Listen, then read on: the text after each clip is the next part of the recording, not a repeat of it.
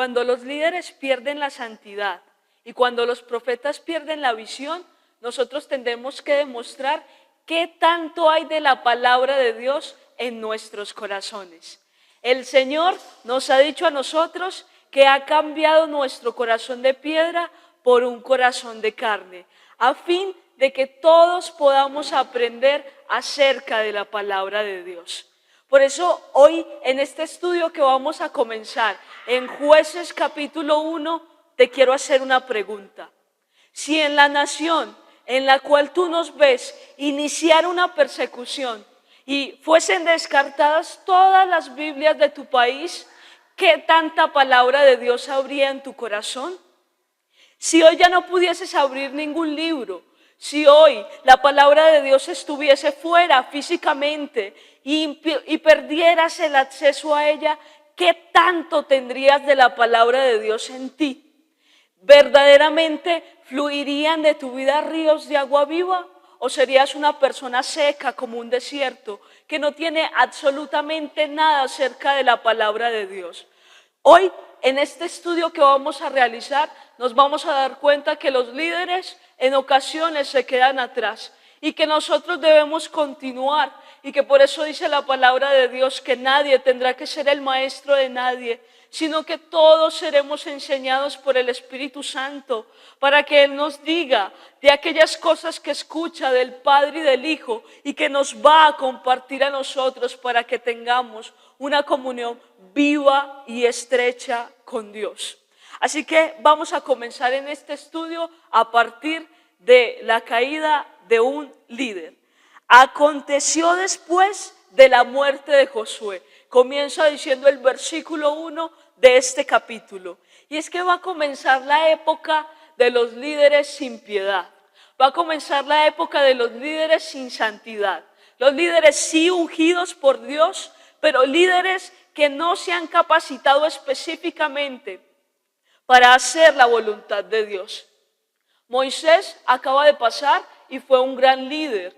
Guió a los israelitas por el desierto a fin de que muchos de ellos lograran ingresar a lo que Dios había establecido para ellos. Pero a causa de su rebelión, casi todos ellos perecieron en el desierto. Josué, un gran líder, ingresó a los israelitas a la tierra prometida. Pero resulta que después de la muerte de Josué, él no va a dejar ninguno de los sucesores, sino que ellos van a verse guiados por unos líderes esporádicos que comienzan con luz y terminan en oscuridad. Por eso es que a través de este estudio hay una pregunta importante acerca del liderazgo y es, ¿estarías dispuesto a dejar un líder que pierde la visión para seguir a Dios? Y es que muchas veces nosotros creemos que nuestra comunión con Dios está conectada a las personas y le damos dependencia a aquellos que en algún momento nos han enseñado acerca de la palabra de Dios. Pero si en algún momento esos líderes llegaran a desviarse, nosotros iríamos en contra de la palabra de Dios y a favor de ellos, o iríamos a favor de la palabra de Dios y en contra de los líderes. Porque nosotros vemos a través de su palabra que, por ejemplo, Aarón no fue en contra del pedido del pueblo de Israel, sino todo lo contrario. Construyó el becerro de oro y permitió que todo el pueblo de Israel le adorara.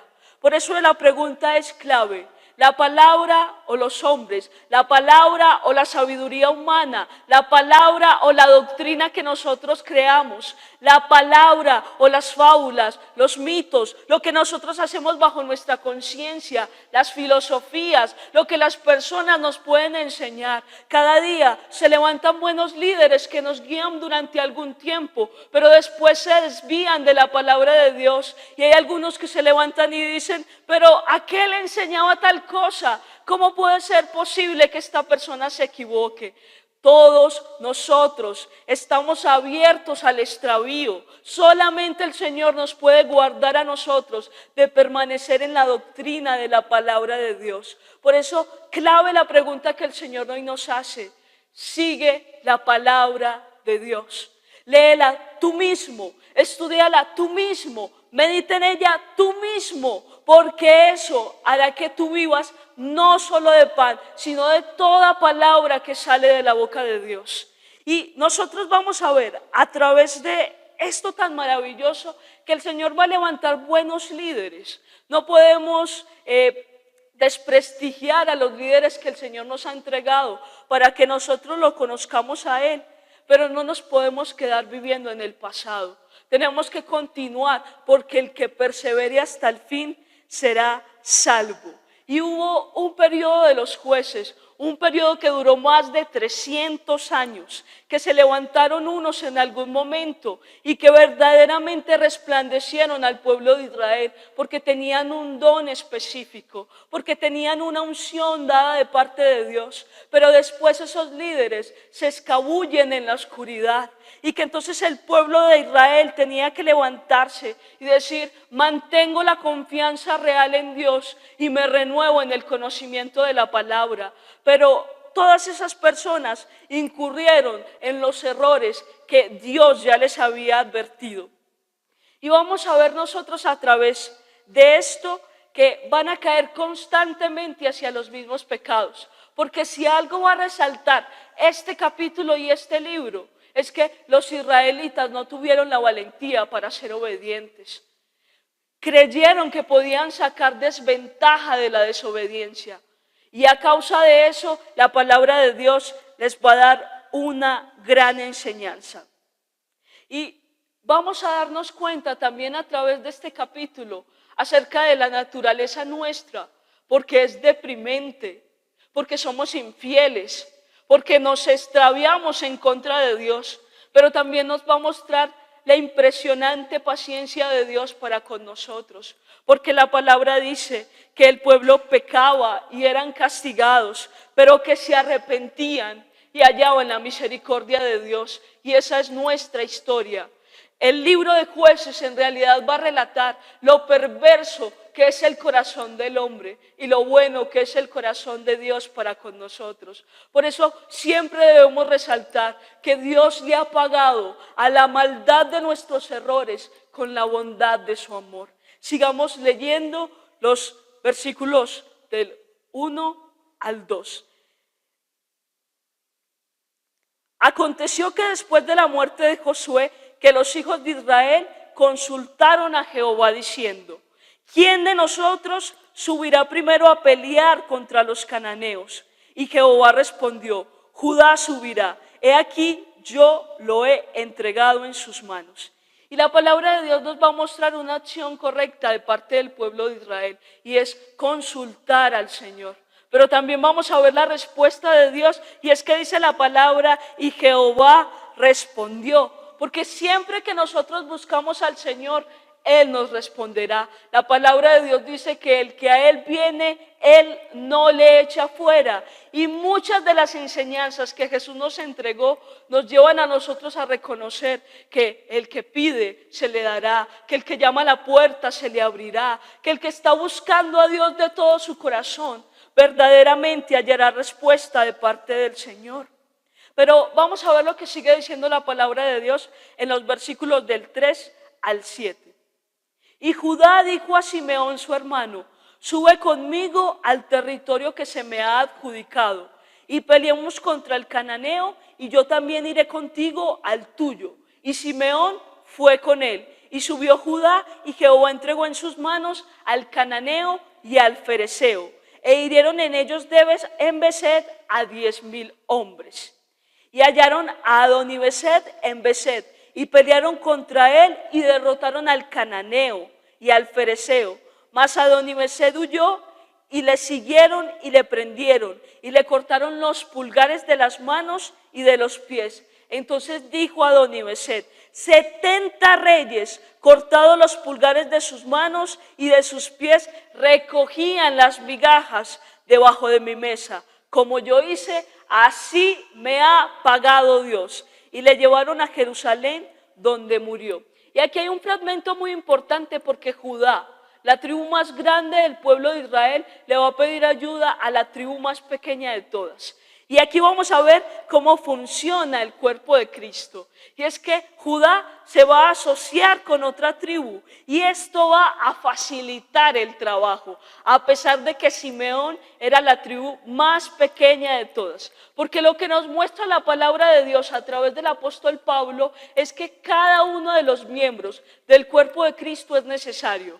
Por más pequeño que a nosotros nos parezca, la función que esa persona o que ese miembro hace dentro del cuerpo de Cristo es importante. Así Dios quiere que la iglesia funcione. No que el miembro que aparentemente es más grande se exalte y diga, por mí se ha realizado la obra del Señor. O que el miembro que es más pequeño diga, por mí yo soy totalmente reemplazable, cualquiera puede realizar lo que yo hago, sino que la palabra de Dios nos va a decir a nosotros en sincronía, el que parece más grande con el que parece más pequeño, porque todas las funciones me son importantes a mí. Y eso es lo que dice y enseña el Señor. Pero también hay un segundo aspecto importante, y es que Jehová entregó en sus manos al cananeo y al fereceo. Porque el Señor siempre va a entregar la victoria a los que obedecen su dirección. Yo veo a muchas personas llorando, disgustándose con Dios, quejándose en contra de las cosas que les han pasado en su vida, pero en realidad, ¿qué vemos precedido a eso? Muchas veces desobediencia.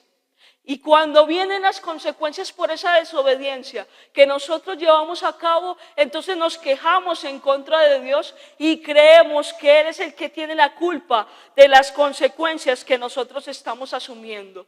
Pero si nosotros queremos ver la victoria de parte de Dios, tenemos que seguir su dirección y escuchar su voz, no de manera emocional, sino a través de la palabra de Dios y buscándolo constantemente en oración, así como Él nos ha llamado.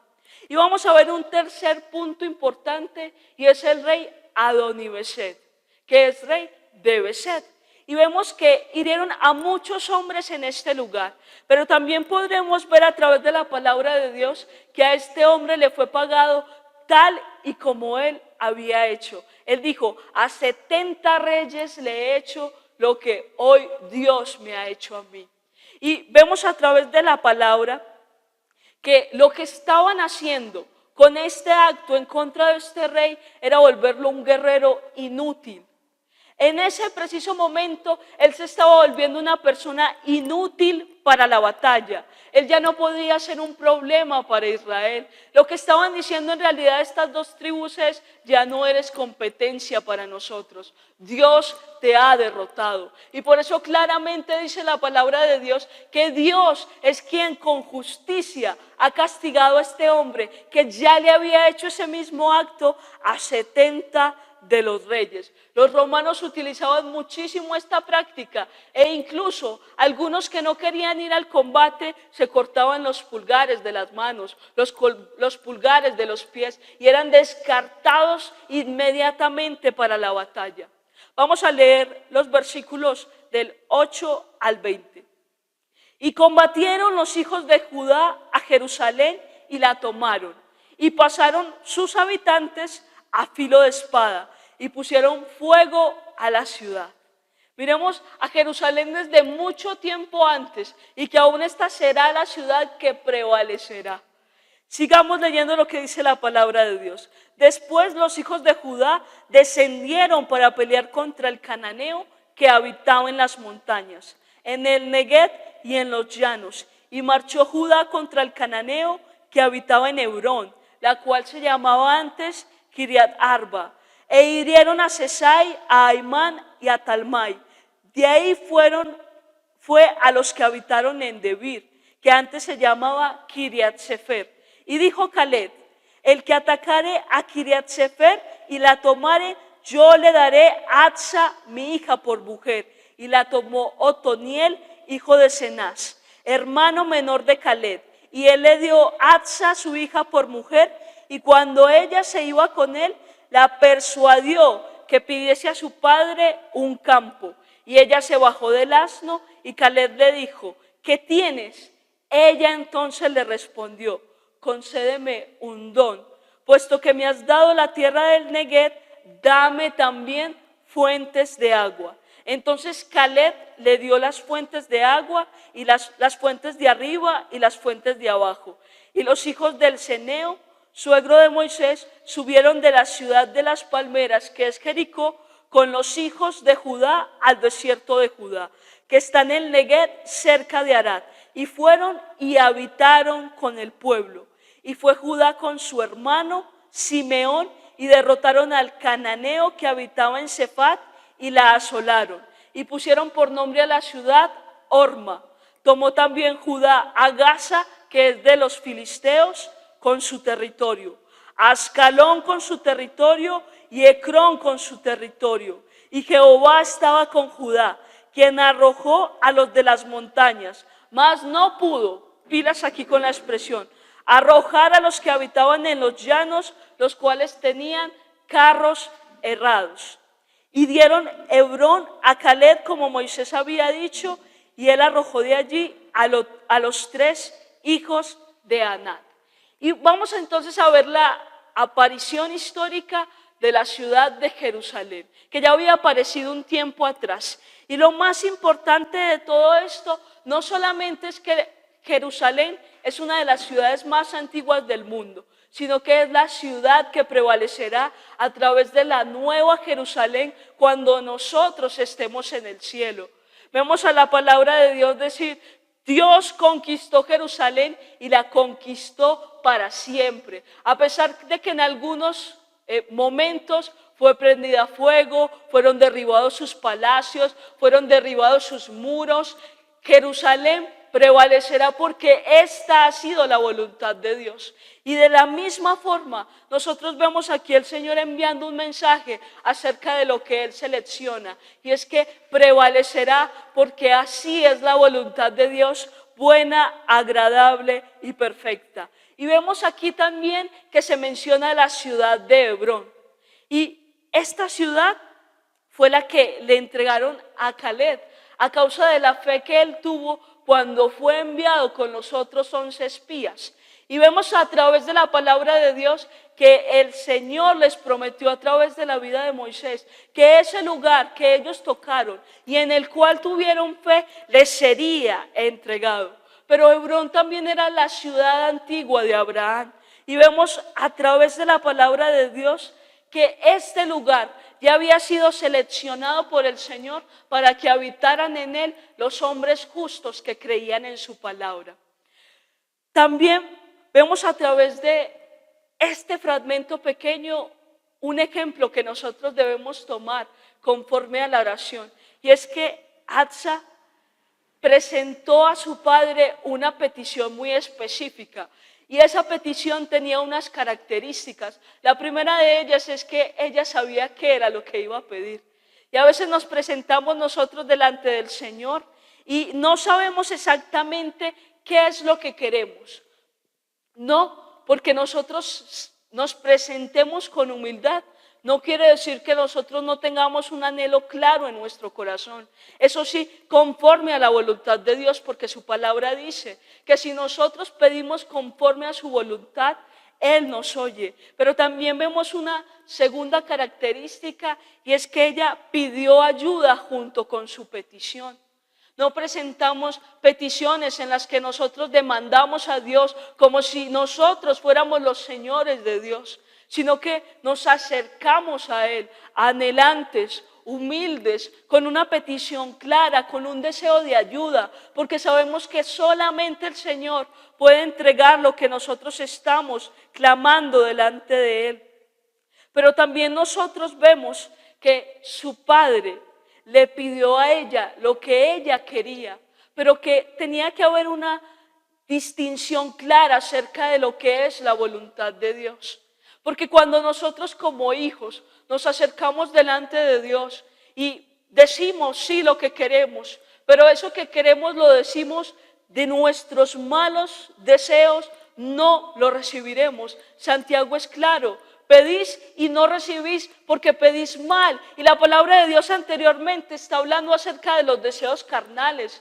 Está hablando acerca de las contiendas, de las disensiones, de las herejías. Está hablando acerca de las obras de la carne. Y está diciendo, ustedes piden conforme a sus deseos, piden para sus propios deleites, piden mal y por eso no reciben. Pero ¿qué nos está diciendo la palabra de Dios aquí? Ustedes tengan claro qué van a pedir delante del Señor. Pero para eso antes ustedes tuvieron que haber estado en la palabra para que puedan distinguir entre un deseo que estaría en el corazón de Dios y un deseo que está en su propio corazón.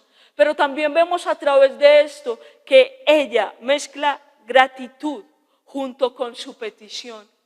Ella no entra delante de su Padre sin antes estar agradecidas. Por eso dice la palabra de Dios, entrad por sus puertas con acción de gracias. Pero también ella utilizó una bendición que antes su Padre le había entregado para presentar la petición. Y es que nosotros sabemos que el Señor nos ha otorgado muchísimos beneficios.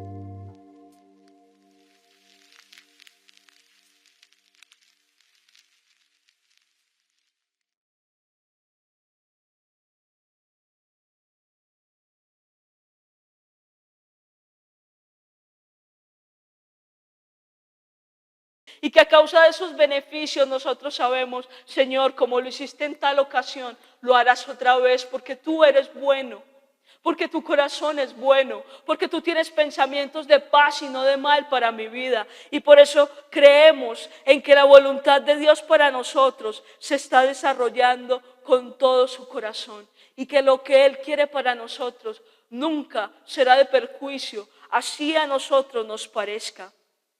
Y finalmente llama mucho la atención la petición acerca de las fuentes de agua. Y es que esta mujer estaba hablando del poder del Espíritu Santo a través de cada una de las cosas que nosotros hacemos. Esta mujer estaba diciendo, ya me diste tal cosa, dame también las fuentes de agua, porque sin esos ríos de agua viva a través de nosotros no podremos vivir. La llenura del Espíritu Santo se ha vuelto algo místico delante de los púlpitos, pero la llenura del Espíritu Santo es práctica. La necesitamos para tener buena relación con nuestros padres, buena relación con nuestros hijos, buena relación con la congregación y con los hermanos de la iglesia. La necesitamos para tener buena relación en el trabajo, buena relación en los estudios. Es práctica. Estoy lleno del Espíritu Santo, por lo tanto actúo. Estoy lleno del Espíritu Santo, por lo tanto, brotan de mí ríos de agua viva, brotan de mí frutos de lo que el Señor ha hecho a través de mi vida. Por eso es que es importante, por eso le dice con desesperación, dame fuentes de agua, porque necesito la palabra de Dios para poder ser bendecido, porque necesito la llenura del Espíritu Santo para hacer las cosas correctamente. Pero también dice algo preciso la palabra de Dios, y es que no le pudieron arrojar. Y en esto va a finalizar este capítulo, en los próximos versículos que siguen. Y es que no les pudieron arrojar porque tenían carros errados. Y esto nos llevaría a hacernos la siguiente pregunta. ¿Tan impresionantes eran los carros que ellos tenían que sobrepasaban la omnipotencia de Dios? Sería la pregunta que les haríamos a esas tribus. Y la respuesta es no. Aunque la palabra de Dios utiliza la expresión no pudo, en realidad es que ellos en ese momento no alcanzaron subyugar a ese pueblo. Pero aun cuando ellos se hicieron fuertes, no los quisieron desplazar, porque creían que la desobediencia tenía una ventaja.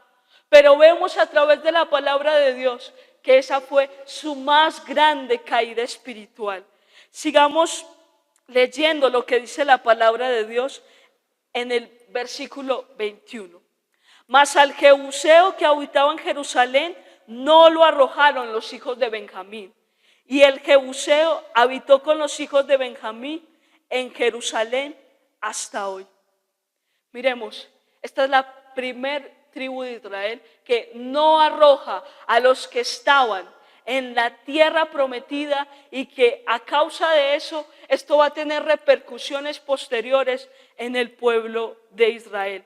Y vemos nosotros que este es el mayor de los fracasos, que muchos se preguntan, siempre preguntan, porque Dios decía que mataran a las personas que se encontraban en la tierra prometida. Y la respuesta es clara y sencilla, porque este pueblo no tenía la capacidad para habitar con personas que idolatraban y aún así continuar viviendo en santidad.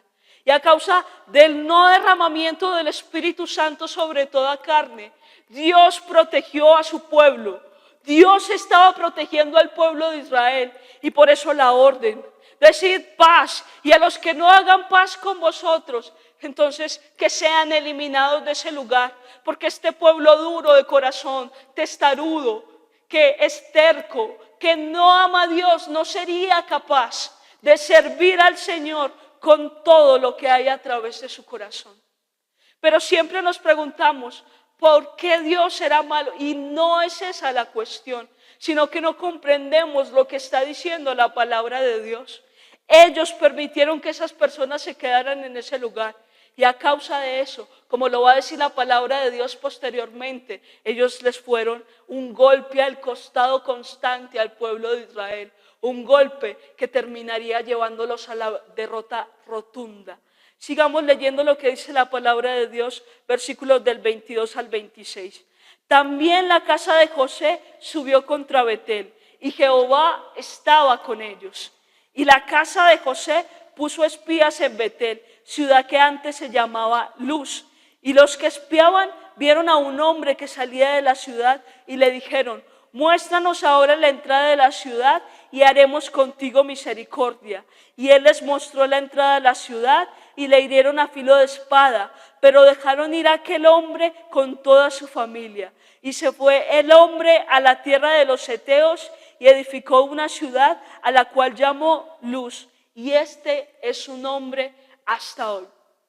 Y nosotros podemos decir, ellos fueron bendecidos por el excelente trabajo de espionaje que realizaron. Pero no, la palabra de Dios dice, Jehová estaba con ellos. El Señor siempre nos entrega la victoria. No podemos negar los indudables dones que el Señor nos ha dado, los maravillosos talentos que el Señor nos ha entregado. Pero al final, ¿quién entrega la victoria? Dios. Al final, ¿quién nos hace salir victoriosos sobre cada situación? El Señor. No somos nosotros. La gloria no es nuestra. Nuestro corazón no debe vanagloriarse por lo que nosotros conseguimos. Porque si Dios no estuviera con nosotros, nosotros estaríamos perdidos. Y vemos aquí en ese pequeño fragmento que ellos siguen un patrón que es exitoso. Y es que así como ellos dejaron que Rahab saliera en medio de Jericó, ellos permitieron que este hombre que les había ayudado para conseguir lo que ellos alcanzaron, saliera y que se fuera de ese lugar para que no contaminara lo que ellos estaban por hacer. Jueces capítulo 1, versículos del 27 al 29. Tampoco Manasés arrojó a los de Betseán, ni a los de sus aldeas, ni a los de Taanat, ni sus aldeas, ni a los de Dor y sus aldeas, ni a los habitantes de Iblea, ni sus aldeas, ni a los que habitan en Megiddo y en sus aldeas. Y el cananeo persistía en habitar en aquella tierra. Pero cuando Israel se sintió fuerte, escuchen muy bien, hizo al cananeo tributario, mas no lo arrojó. Tampoco Efraín arrojó al cananeo que habitaba en Geser, sino que habitó el cananeo en medio de ellos en Geser. Y vemos aquí la razón por la cual el pueblo de Israel no los arrojó. Los hizo tributarios, les hizo pagar impuestos, sacaron ventaja de su desobediencia. Pero esa fue la razón principal de su caída. Ellos crecieron y se hicieron lo suficientemente fuertes. Tenían todos los recursos para sacarlos fuera. Y a pesar de que se habían comprometido a no compartir con esos pueblos, aún ellos se empeñaron en seguir llevando a cabo lo que a ellos les parecía mejor. Y así somos nosotros, nos empeñamos y decimos, Dios me pide esto, pero yo saco ventaja mejor de tal cosa. Dios me dice que diezme, que ofrende, pero no, eso yo no veo ventaja económica en eso. Por eso voy a seguir haciendo lo que yo quiera Y la palabra de Dios nos muestra, esa es la caída espiritual por el amor al dinero. El Señor nos dice, deja a tal persona, y nosotros decimos, no, porque yo veo tal ventaja emocional en tal persona. Y esa es la caída espiritual que muchas veces se gesta a través de los corazones. Nosotros nos empeñamos en hacer lo que queremos y al final recogemos las consecuencias de nuestra desobediencia. Porque si el Señor dice algo, Él mejor que nadie sabe las razones por las cuales entrega esa orden. Y finalmente, versículos del 30 al 36. Tampoco Zabulón arrojó a los que habitaban en Quitrón, ni a los que habitaban en Naal, sino que el cananeo habitó en medio de él y le fue tributario. Tampoco Aser arrojó a los que habitaban en Aco, ni a los que habitaban en Sidón, en Ayad, en Atzid, en Elba, en Afet y en Reot. Y moró Aser entre los cananeos, peor todavía, que habitaban en la tierra, pues no los arrojó. Tampoco Neftalí arrojó a los que habitaban en Bet-Semes, ni a los que habitaban en Bedanad, sino que moró entre los cananeos que habitaban en la tierra. Mas le fueron tributarios los moradores de Bet-Semen y los moradores de Bedanad. Los amorreos acosaron a los hijos de Dan hasta el monte y no los dejaron descender a los llanos. Y el amorreo persistió en habitar en el monte de Eres, en Ajalón, en Saalbín. Pero cuando la casa de José cobró fuerzas, lo hizo tributario. Y el límite del amorreo fue desde la subida de Acrabín, desde Sela hacia arriba. Y es que cada tribu tenía su propia batalla.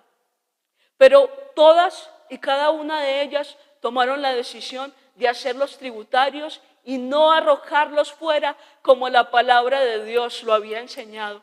Por eso en el capítulo posterior, en Boquín, se va a presentar un ángel que va a dar una sentencia fatal para el pueblo de Israel. Y es que ellos decidieron no obedecer, fracasaron en tomar todo lo que Dios había preparado para ellos. Y es que a veces Dios nos dice, extiéndete, ensánchate, que verdaderamente alcancemos todo lo que Él ha prometido para nuestras vidas. Y nosotros, a causa de nuestra desobediencia, nos quedamos en nuestras manos con algo pequeño, cuando el Señor quería que nos extendiéramos y que lo alcanzáramos todo, tal cual y como la palabra de Dios lo muestra. Y este fue el caso del pueblo de Israel. Y es que ellos habitaron en medio de esas personas que al final iban a hacer que sus corazones se inclinaran al dinero, a las relaciones sexuales y a toda la idolatría que había en medio de esos pueblos. Y habitaron en medio de ellos, creando la mayor de las crisis espirituales. Si algo no permitió al pueblo de Israel prosperar en este tiempo que muchos llaman el oscurantismo de Israel, fue su desobediencia.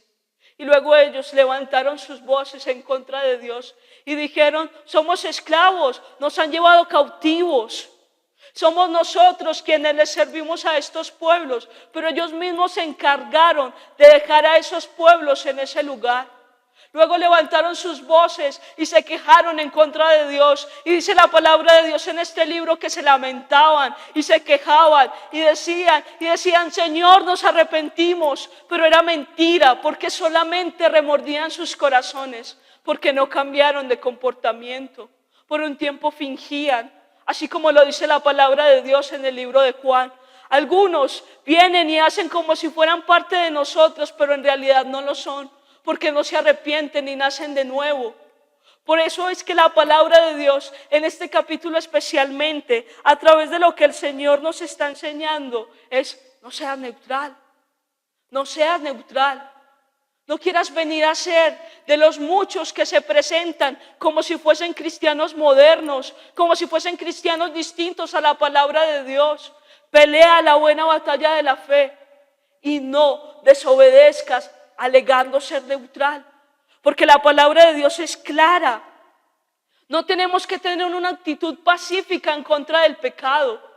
Muchos con relación a esto dirán, no lo pudimos arrojar, no pudimos arrojar tal pecado, no he podido cambiar este comportamiento. Y a medida que avanzan a través de su fe, tampoco arrojan eso de sus corazones. Y creen que no pasa nada, pero eso es una mentira, porque Satanás toma ventaja de las cosas más pequeñas. No necesitamos abrir una puerta completa a Satanás para que destruya nuestras vidas. Una cosa pequeña en la que nosotros le demos lugar y terminaremos derrotados y destruidos. Por eso la palabra de Dios nos va a llamar: hey, no hagas paz con aquello que Dios te ha dicho que destruyas. No hagas paz. No coloques tus intereses en ellos, destrúyelo inmediatamente. Ve al arrepentimiento. El Señor nos está haciendo un llamado y nos está diciendo: hey, aprende la palabra de Dios. Porque no es lo que tú piensas, porque no es lo que a ti te parece mejor, porque no es en tus términos, sino que es a través de la palabra de Dios. Y el pueblo de Israel va a terminar experimentando una victoria incompleta a causa de su comportamiento. Simplemente se rindieron y se alojaron con el enemigo. Fueron capaces de dormir con el enemigo. Fueron capaces de tomar una actitud pacífica. Sabían que en su corazón había algo que estaba mal, pero nunca se dieron a la tarea de expulsarlo. Sabían que en su corazón había envidia, pleitos, contiendas, fornicaciones, adulterios. Y dijeron sí, pero nunca se dieron a la tarea de despojar eso de sus corazones. Y esos no son cristianos. La palabra de Dios me va a llevar a mí a rechazar todo eso, porque no es lo que nosotros pensemos, porque no es lo que a nosotros nos parezca, porque no es lo que yo diga, es que yo sigo en esto a Dios y en esto no lo sigo. No, no es tu pensamiento. Nuestro pensamiento no importa. Dios no nos va a preguntar a nosotros cómo nos sentíamos cuando cumplíamos sus mandamientos, sino que Él va a decir: tú sí me tenías como Señor porque hiciste mi voluntad. Tú no me tenías como Señor porque por más que profetizabas, por más que echabas fuera demonios, por más que hablabas en lenguas, sanabas enfermos, tú nunca hiciste mi voluntad. No me llames Señor porque eres hacedor de maldad. Por eso cambiamos nuestro comportamiento y vayamos conforme a la palabra de Dios. Que tengan un feliz día y que el Señor les bendiga.